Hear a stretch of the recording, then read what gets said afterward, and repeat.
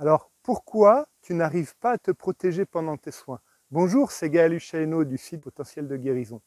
Voilà, alors aujourd'hui, je voulais répondre à la question de Elisabeth qui me dit effectivement, tout ce que tu me dis, ça me parle, mais j'arrive pas à me protéger efficacement. Pourquoi?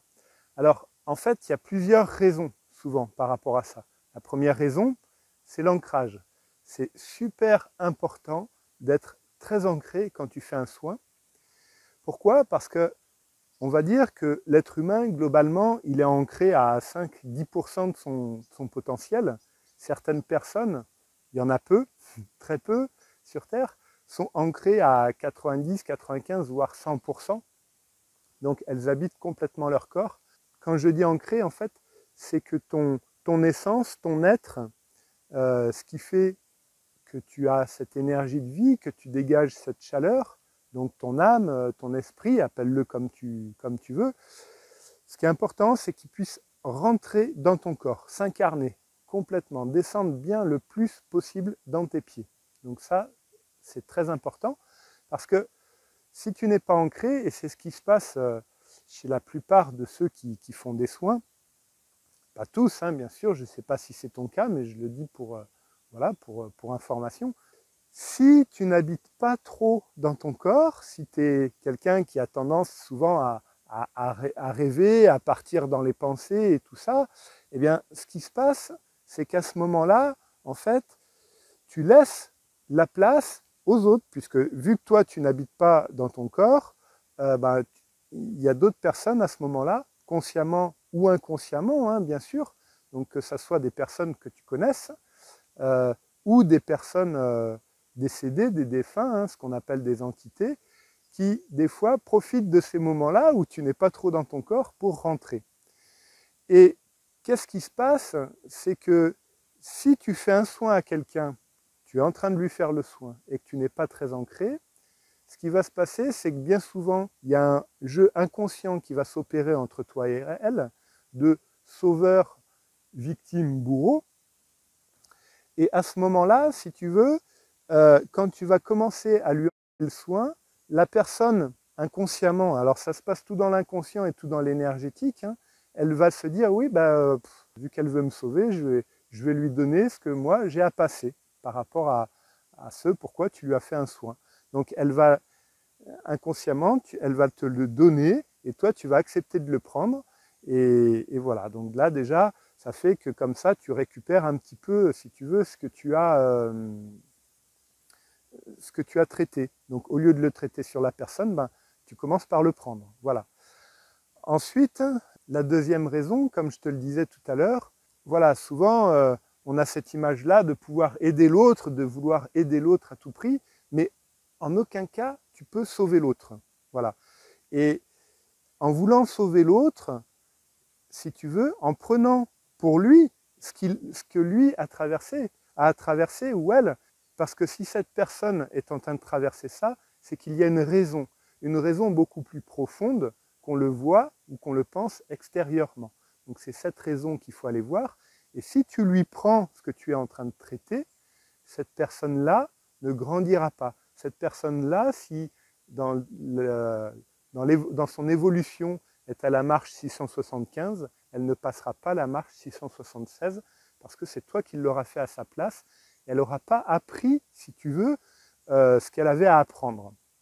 L'autre raison pour laquelle certainement tu prends les choses sur toi, c'est que bien souvent, je vois beaucoup de gens qui me disent « Oui, moi j'ai du magnétisme et chaque fois que je fais, je prends sur moi. » Alors, effectivement, tu as du magnétisme, c'est indéniable, mais peut-être que ta fréquence vibratoire n'est pas encore assez élevée pour pouvoir redistribuer l'énergie sur les personnes à qui tu le fais.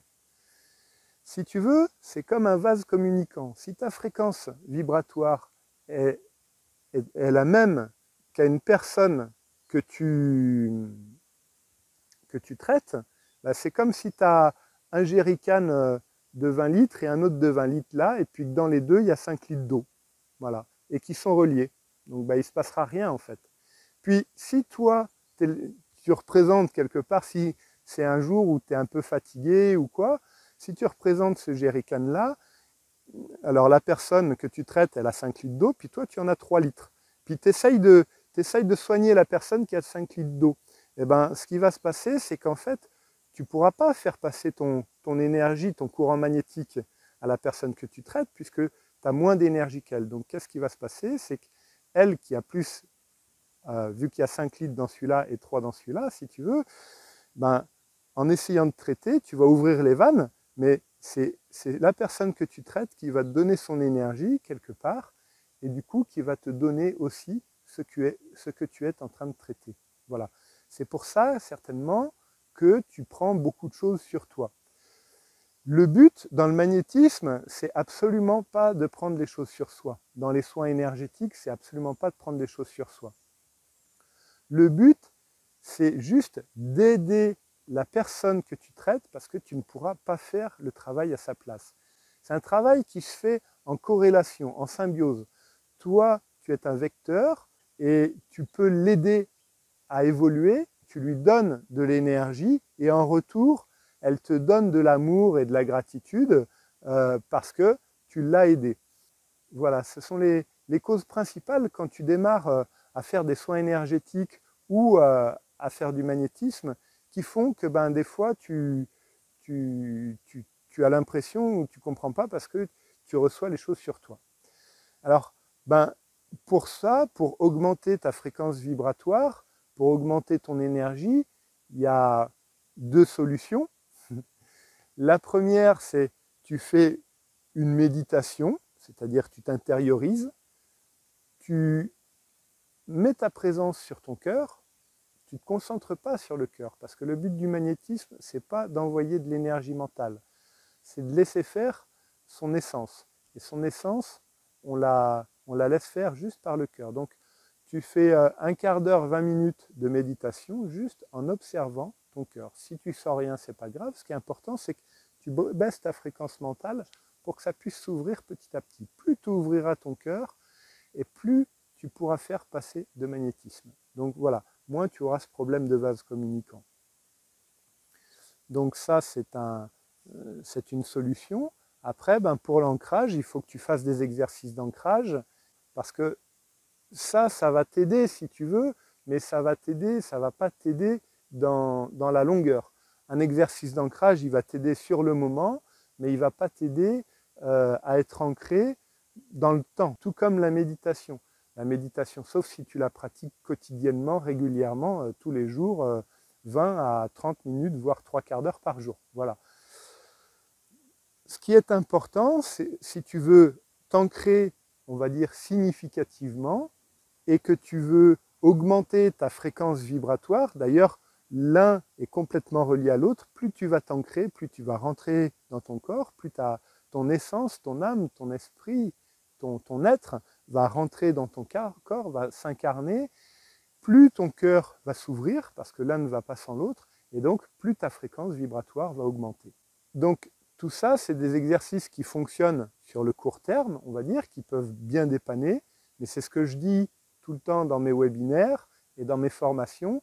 Ce qui est important, c'est vraiment de travailler sur soi au niveau de la cellule, au niveau des mémoires, pour pouvoir enlever toutes ces choses-là qui font que tu as ta fréquence vibratoire diminuée et ton ancrage diminué. Parce que si tu n'es pas ancré, je ne sais pas si c'est ton cas, hein, Elisabeth, voilà, c'est peut-être le cas de toi si tu regardes cette vidéo-là maintenant. Si tu n'es pas ancré, c'est qu'il y a des raisons. C'est qu'il y a des raisons, il y a eu des chocs émotionnels qui ont fait que l'incarnation était trop difficile pour toi. Donc c'est ça qu'il faut aller chercher, qu'il faut aller voir pour que tu puisses t'ancrer, bien sûr, et puis avancer dans tes soins. Alors quand je dis aller le voir, c'est vraiment aller le voir dans le corps, au niveau des cellules. Ce n'est pas la peine d'essayer de le comprendre, parce que si tu essayes de le comprendre, ça ne servira pas à grand-chose, ça ne se transformera pas au niveau de la cellule. Ce qui est important, c'est vraiment que ça se transforme dans le corps, dans les cellules du corps. Voilà. Alors, si cette vidéo t'a plu, je t'invite tout de suite à la liker et à t'abonner à ma chaîne si tu ne l'es pas déjà. Et puis moi, je te dis à bientôt dans une prochaine vidéo. Au revoir.